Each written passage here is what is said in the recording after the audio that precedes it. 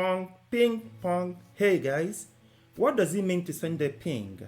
For example, when we send ping 8.8.8.8, enter. So what's happening? When you send a ping, what we are actually doing is to send a tiny message to another computer.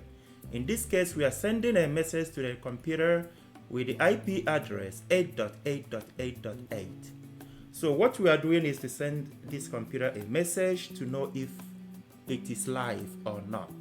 Computer we are sending a message to now is a public computer owned by Google. So this is Google's DNS server. So what this means is that when we send a message to the server, this server receives it and sends back a reply telling our computer that, hey, I am alive. So how do we interpret this? This is the size of message that was sent, and this is how long it took. It's 32. This is the size of message that was sent. Time, 12 milliseconds. This is how long the message took.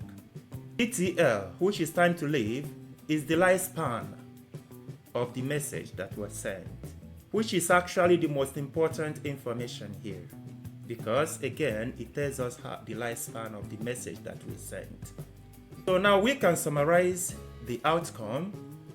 4 messages were sent, 4 messages were received, and none got lost. So this was a success. Here you can see the minimum. Minimum is like the fastest reply that was received, and maximum was 30. Average 20 milliseconds. In other words, the later this number is, the better, because it means that our message traveled very fast. Now let us summarize.